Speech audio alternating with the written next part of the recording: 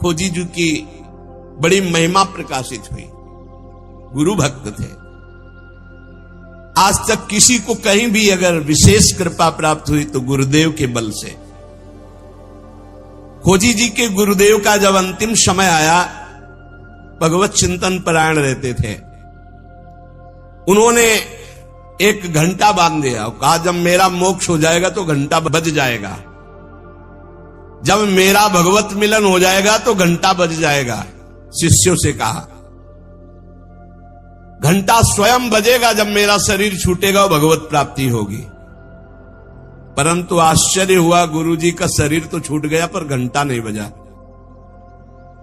सब जितने और शिष्य थे बहुत चिंता में हो गए कि क्या गुरुजी की गति नहीं हुई। गुरुजी कह रहे थे जब मेरा गति हो जाएगी, भगवत प्राप्ति हो जाएगी, शरीर छूटते ही तो घंटा बज जाएगा, लेकिन घंटा तो बजा नहीं। और गुरुजी के वचन परम सत्य, इसका मतलब गुरुजी को भगवत प्राप्ति नहीं हुई। भ्रमण में गए थे, कुछ समय बाद खोजी जी आए तो बड़ी समाज में उदासीनता थी शिष्यों में सब। और खोजी जी से कहा गुरुजी की सद्गति नहीं हुई। क्यों? गुरुजी तो स्वयं ब्रह्म स्वरूप है। बोले उन्होंने घंटा स्थापित किया था कि जब शरीर छूटेगा भगवत प्राप्ति होगी तो घंटा बज जाएगा। तो घंटा तो बजा नहीं, तो गुरुजी के वचन असत्य नहीं हो सकते, मतलब गुरुजी का मोक्ष नहीं हुआ। खोजी जी कहां गुरुजी का शरीर छूटा था? बोले आम के पेड़ के नीचे गए, जहां गुरुजी लेटे थे मुझे बताओ। बोले यहां लेटे थे। लेट गए और सामने देखा तो एक पका हुआ आम था ऊपर। उनका इस आम को तोड़ो। आम को तोड़ा और जे ही उस आम को चीरा तो एक कीड़ा निकला और बस वो कीड़ा अंतर ध्यान हुआ, सोई घंटा बज गया। कीड़ा अदृश्य हो गया और घंटा स्वयं बज गया। बहुत विचित्र बात है। भला इतने सिद्ध महापुरुष, क्या इनकी गति में अंतर आम ने डाल दिया? बोले हां। दो इसके भाव प्रकट किए। शिष्य की तो योग्यताई नीके मन आई अजू, गुरु की प्रबले पहने को घटी क्यों भई, सुनो या की बात मन बातवत गति कही, सही लय दिखाई और कथा तिरसिमयी। बोले इसके दो भेद हो गए। पहला, जिसके शिष्य इतने सिद्ध हैं उनकी गुरु की भला गति बिगड़ जाएगी, पर दिखाया दो भाव इसमें प्रकट किए गए हैं। पहला दिखाया गया,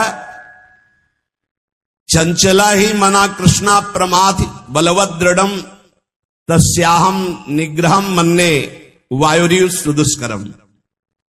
ये मन बड़ा चंचल है, प्रमथन स्वभाव वाला है, बड़ा बलवान है, इसको वश में करना मानो तूफान को रोकने के समान है। मन को बहुत संभालना कठिन है। कह रहे सुमेर पर्वत को कोई उखाड़ सकता है, 4 लाख योजन का है, पर मन को बस में नहीं कर सकता, इतना बलवान मन है। कोई बिजली को हाथ से पकड़ सकता है, पर मन को नहीं पकड़ा जा सकता। बहुत विचित्र चंचलता है इस मन की, इसको हल्के में ना ले। इतने सिद्ध महापुरुष, और जब उनका अंतिम समय तो पका हुआ आम देखा, पके हुए आम में मन चला गया। कहीं भी बल फल सकता है। इतने सिद्ध महापुरुष आम में तो घंटा नहीं बजा। ये पहला जन साधारण के लिए। और असाधारण बात थी कि आम में तो मन गया, पर वैष्णव का मन स्वयं भोक्ता होता नहीं। वो तो कोई भी अच्छी चीज देखे तो भगवान में, तो तत्काल भगवान का ध्यान किया कि अब असमर्थ हूं, शरीर छूटने वाला है। ये आम बहुत बगीचे का हमारे सुंदर था, हम सोचते आपको भोग लगा देते। इसी सोच में प्राण निकल गए। तो भगवान ने अंतिम इच्छा पूर्ति करने के लिए कीट रूप धारण करके आम पाने आ गए। तो भगवान से मिलन हुआ नहीं। जब आम को छेदन किया और वो भगवान अंतर ध्यान हुए, तब जाके खोजी जी से मिले तो घंटा बज गया। इसका आंतरिक रहस्य बताया। तो यहां ये बताया गया कि मन बड़ा चंचल है। भगवत प्राप्ति करने वाले उपासक को कहीं भी अपने मन की वृत्ति ना अटक जाए, इसमें अंतिम तक सावधान रखना है। अंतिम तक कभी भी फंस सकती है।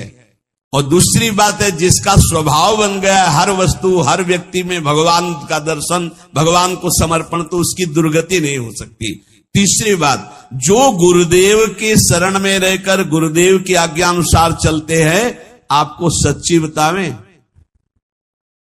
गुरु अपने से भी ऊपर महिमाशाली उसे बना देता है।